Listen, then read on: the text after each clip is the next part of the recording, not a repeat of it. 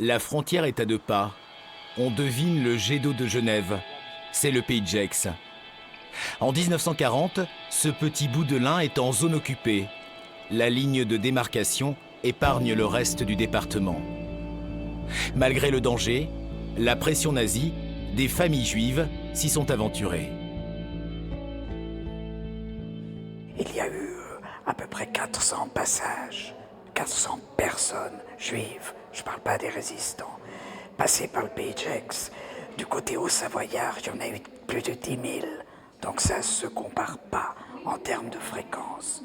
Néanmoins, ça a été un point de passage relativement important.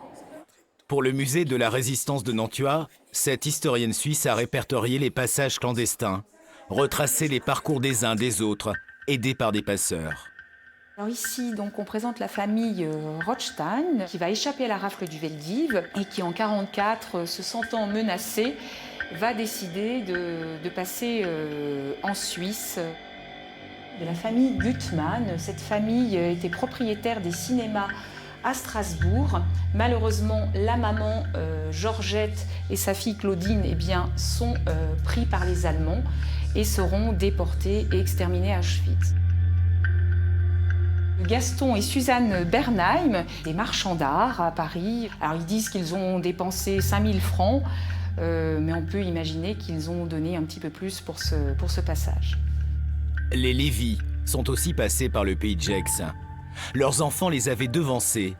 C'était il y a 75 ans. Jean se souvient de cette nuit comme si c'était hier. On entendait les bruits de la campagne et on entendait aussi des aboiements, on entendait des bruits divers. Et on nous avait prévenus, on nous avait dit silence parce que les Allemands sont partout. Alors on est arrivé à des barbelés et nous avons vu peu de temps après, peut-être 10 minutes après, venir des gens avec des casques qui semblaient être les mêmes que les casques allemands. Alors moi j'ai eu une peur épouvantable. Alors ils nous ont dit ne vous inquiétez pas, on est suisse. Pour cette famille, l'histoire s'est bien terminée. Jean aurait pu oublier, mais il l'avoue. Les images d'immigrants du XXIe siècle lui rappellent aujourd'hui son exil forcé. Est-ce que vous vous retrouvez en eux ?